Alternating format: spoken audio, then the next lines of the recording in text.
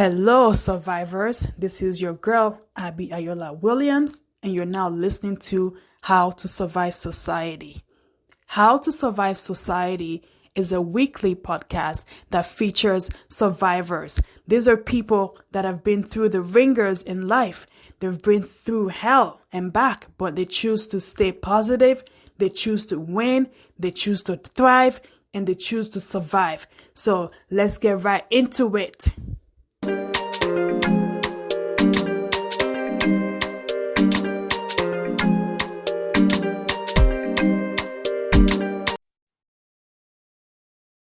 Hello, survivors. Thank you for tuning in to another episode of How to Survive Society. Today, I have a very special guest. His name is Michaell Magrutsche. I made sure I pronounced that right. So, Michaell is going to talk to us about the system, the system of the world and things like that. So I'm going to let Michaell introduce himself, and then we can go from there. So, Michaell, please introduce yourself. Hi, Abby. Good to see you again. Let me tell you, I was so I was born in Vienna. Just give you a short thing that you know where I'm coming from and why I'm talking about systems. I was born in Vienna. I was a sick child. I came to school and I couldn't regurgitate what they taught me. I could understand it, but I could make mistakes. I failed in English. I failed in French. I just keep failing grades.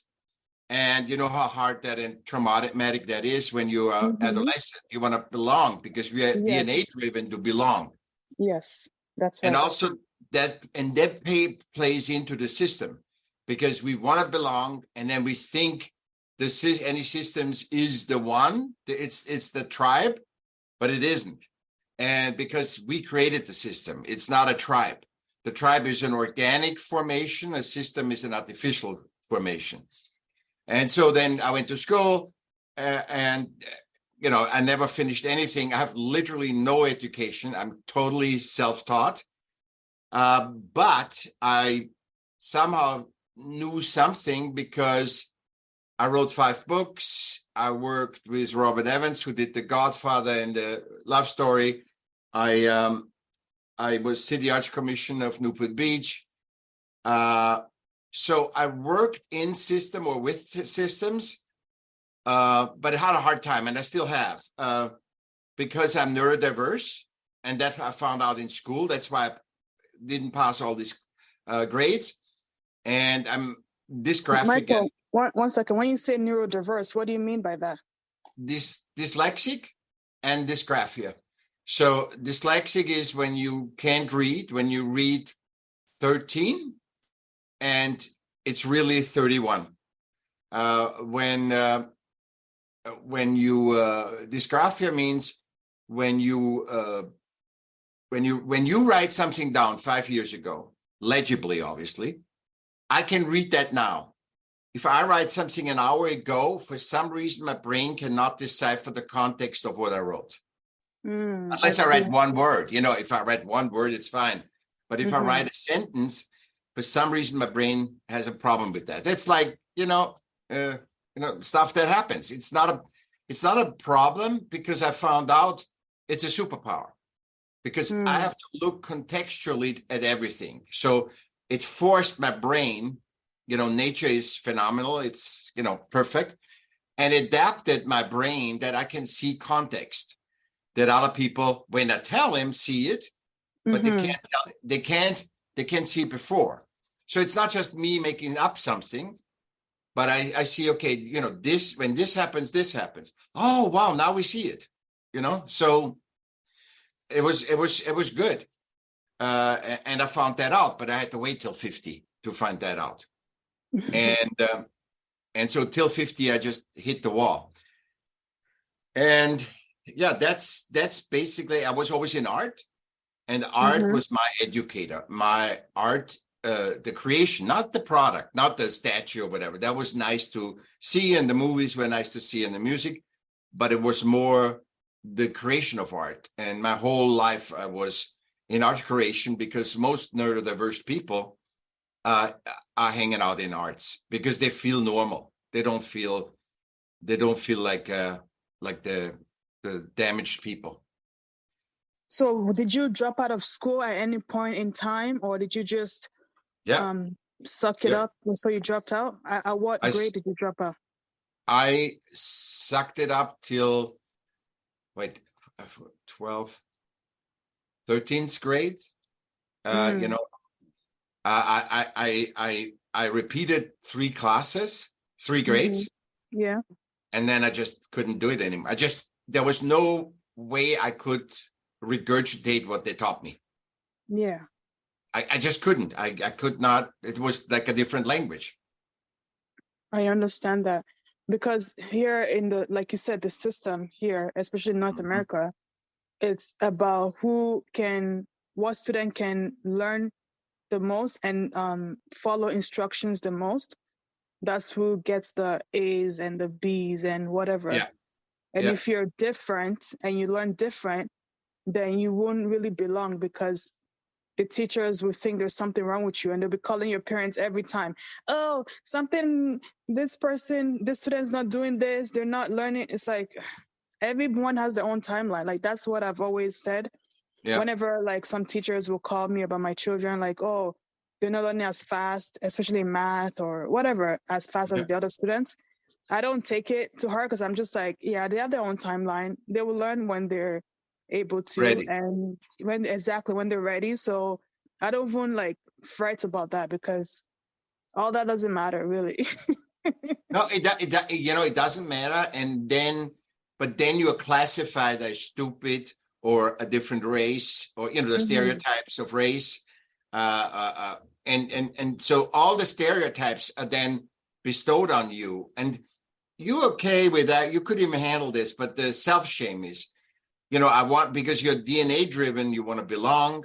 We all are humans. We're not even gender. Gender was created by systems, stereotyped. Race was stereotyped by systems because they just didn't know what to do with you. They didn't know what to do. Oh, there's woman and man, and man need for the war. Oh, woman, then you just have to just clean up and make babies. And it's ridiculous, because in nature, a female does whatever it does. It needs to do. So we all are part of nature, and we forget that. And I think that's the problem that happens. Nobody's blame, but we have forgotten that we are a species of nature. I feel this is what I see over and over and over. When have you last heard anybody saying, we're just another species? But no, we are the biggest of everything. We need to save nature. Nature doesn't need saving. Nature grows over. Look at the Mayan civilization. Look at how many civilizations we have destroyed, and nature just grows over. Yes, that's right. So, and I think that Tito taught us that we create the systems, which is great. We need systems, but we create the systems. And now we submit to it. For example, with your kids, we submit, they have to be all the same. There is 8 billion people on this planet. Everybody has a unique DNA and a unique fingerprint. There's nobody the same. But the system, in order to function, because we created them, remember? We created the systems, and they're very limited. Like a cell phone was very limited when it started. A car was very limited when it started. It gets better and it adjusts, but it never is perfect. No car is ever perfect, Yeah, that's true. So when you say system, what exactly do you mean by system? Okay. And what do you think came up with the system? Was it one person? Was it a collective? Like, what do you mean by that? So first of all, there's no blame. I think we have got blind to it because I got blind to it because we can create such a thing like New York, Shanghai. We create cities like that, and we get blind to it, and we get a God complex. I think what I mean by system is anything. It's anything that is bigger than a tribe.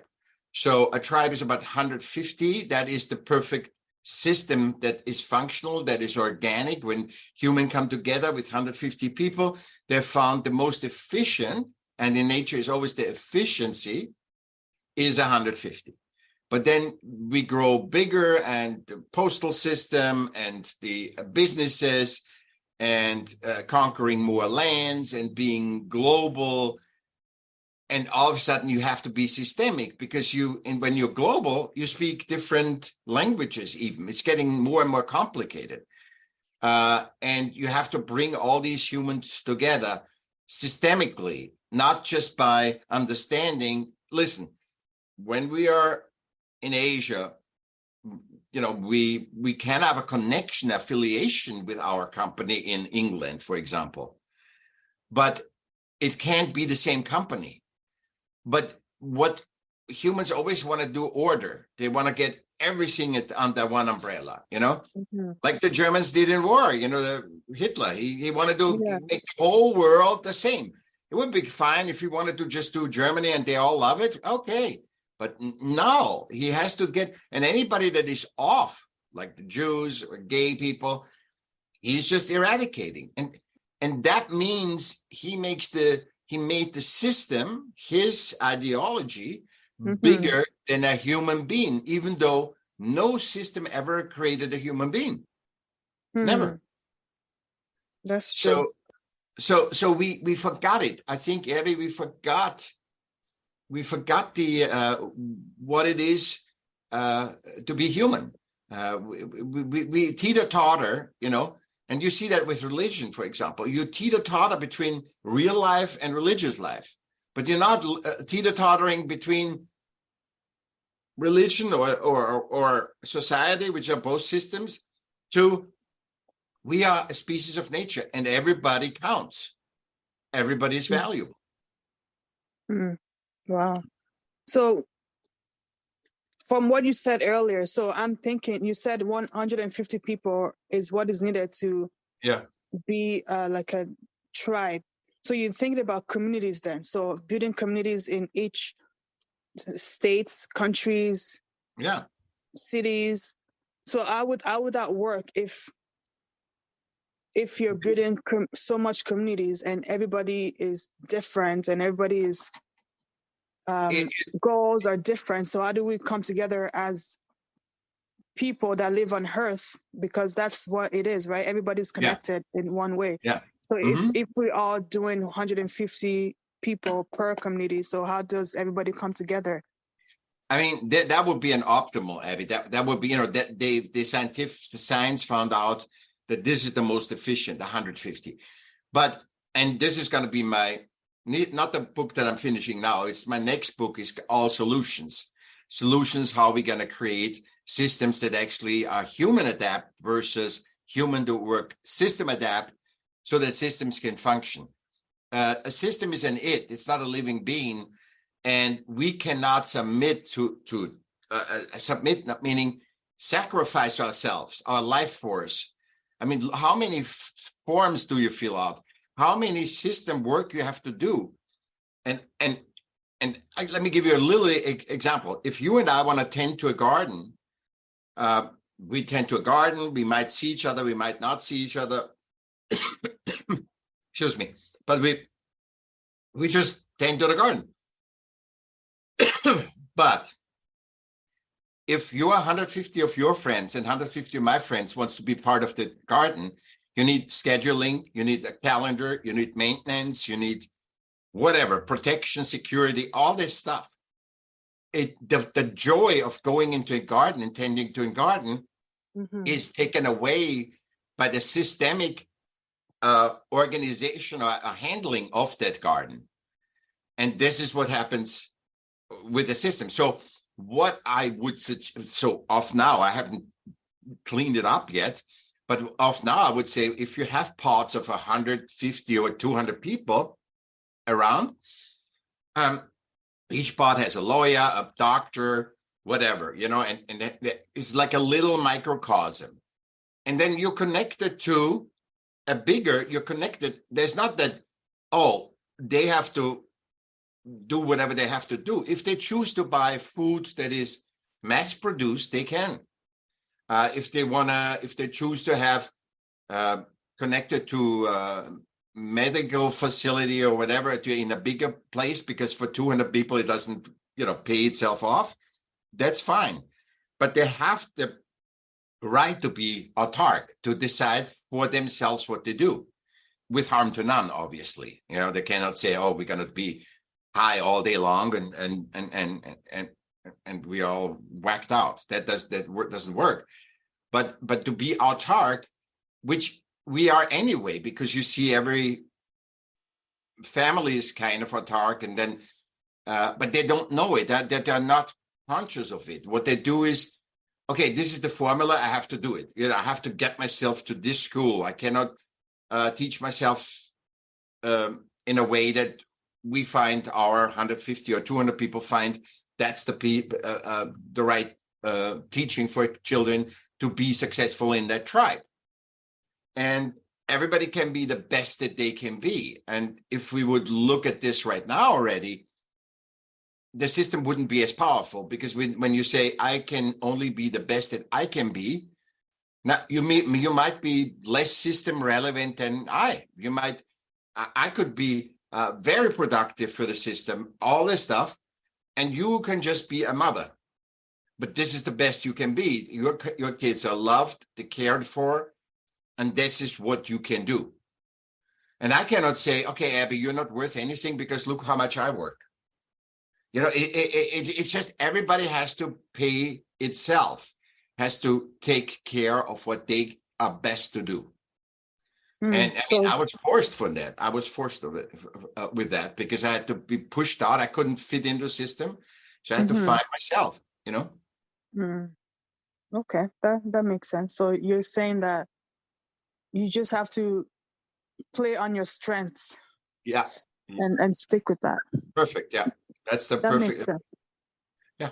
What is your strengths? What is your strengths? And it might be science. There's no gender difference or race difference. It's just all human, and whatever, you are the best, not what you want to be. It's not about what you want to be, because what I want to be is a system thought. I want to be a rock star. Everybody wants to be a rock star. But they're not understanding what a rock star entails. See, we want things that we don't know what the how it is to be a rock star, what it entails, what you have to do to be a rock star. They just see the systemic reflection of that rock star is everybody loves him, everybody, he gets a lot of money, all that stuff, but which is not even true. You know it. Yeah. That's true. That's true. So I actually saw a movie like that. I forgot the name though, but it was about the world ending, and then the character had to get him and his family to a base, like an army base, and then they were going to travel into space, and they only wanted the top of top human beings. So one of his son has asthma. So once they found out that he had asthma, they said they couldn't go with them because, they didn't want any sick people on the ship. So I forgot the name of the movie though, but I kind of get what you're trying to say. So your books, so how many books have you written so far? 5.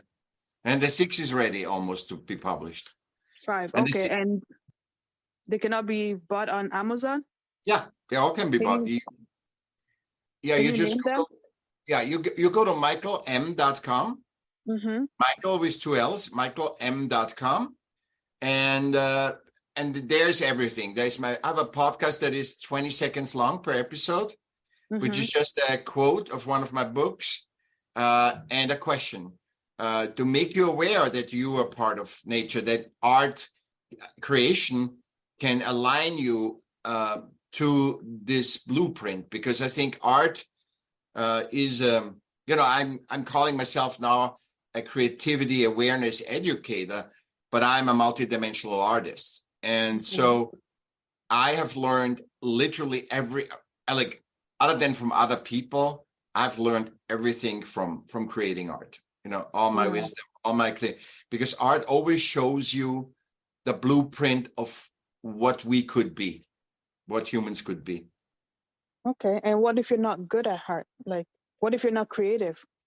Everybody Like is. I don't know how to draw. I don't know how to draw to save my life. I don't either. I have no clue how to draw.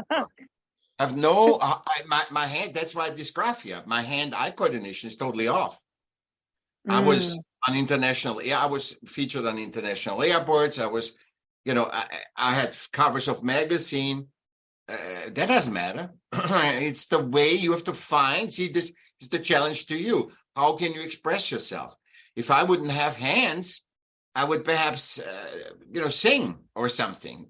We are all artists. We all, if somebody says to you and me, you guys run a marathon tomorrow, we say we can't, but in a year we could, if we wanted to do it. And but it is not how fast you run it. It's you go on a run thing. But in a year of practice, you can run a marathon if you're physically okay. And that's the same with art. You have that muscle, and you are doing art all the. I just came over a cold. Sorry. It's okay. With art, Abby, with art, we are always artistic, but the system says art has to look a certain way, right? And here you see the influence of system. I was my whole life an artist, and I'm not a famous artist. But when I was 30, I realized, oh my God, all my jobs were artistic, and art saved my life, basically, that I don't jump off a roof or something.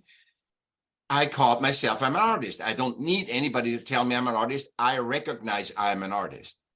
And that's that. You need to know, the same as you need to know that you are one of one. There's nobody like you in this whole world.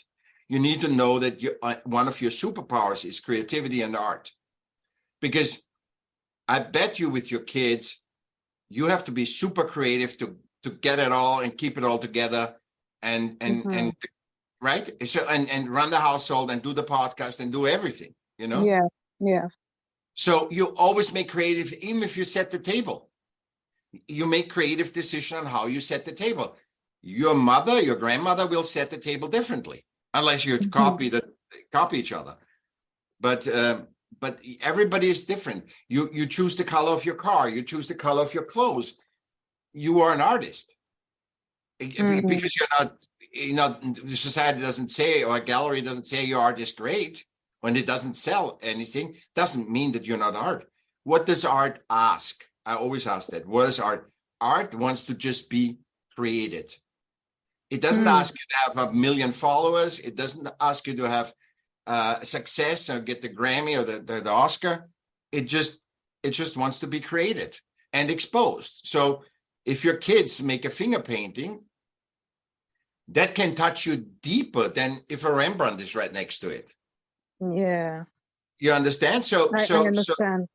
It's a language. It's a language that we have, and it's an universal, because the finger paintings of your kids are understood all over the world.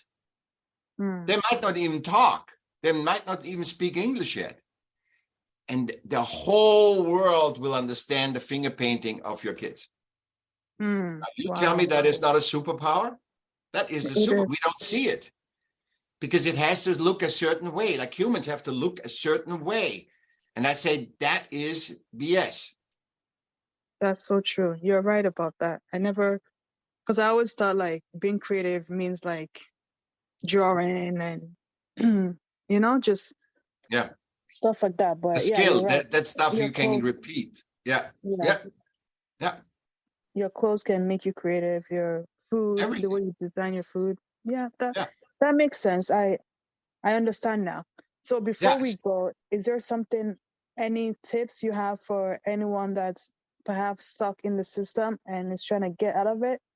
How can they get out of the system? Just be aware.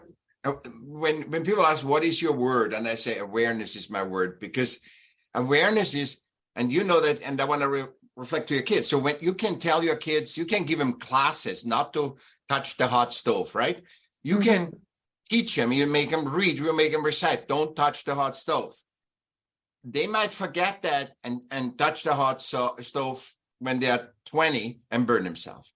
Yeah. But when they touch the stove and burn themselves while you're not looking, or in the kitchen or something, and they will know the awareness, the experiential knowledge they got, they don't need to read a book. They don't have a class. They don't have to anything. They burn themselves once, they know. And the awareness is what we did. Like, I made you aware that everybody's an artist with some examples. That's why I am a creativity awareness educator. I make people aware. I'm planting seeds. I let them get their own awareness. Like you got your own awareness. Now I understand. And that is, you can never forget that. I don't have to make that example again, or we don't have to make this conversation, the same conversation again, because you're aware of that, and then nobody can take you away of it. While if I say to you, you need to know there's 3 steps and there's 5 things, you forget the steps, you forget the thing. That's the system way of teaching. I teach with awareness. Once you're aware, you're aware. You understand it from a human perspective. That's why being human is the number 1. Being human, part of nature.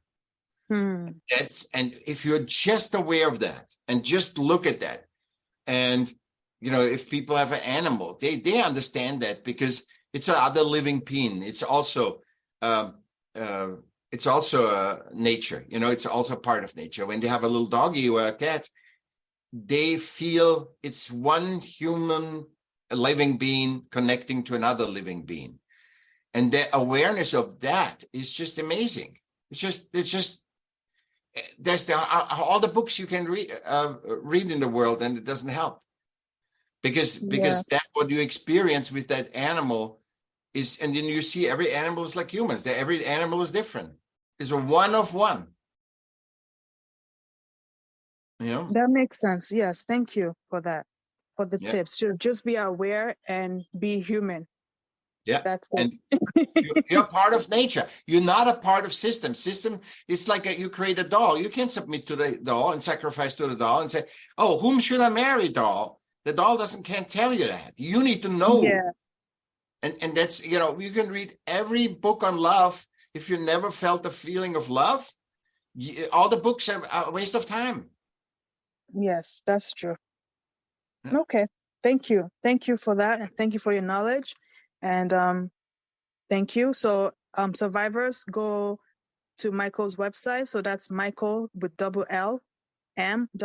And then you can see his books, support him. And if you need any more help with maybe how you can get out of the system and be more one with nature and just be yourself, you can reach out to him. So thank you, Michaell, for coming.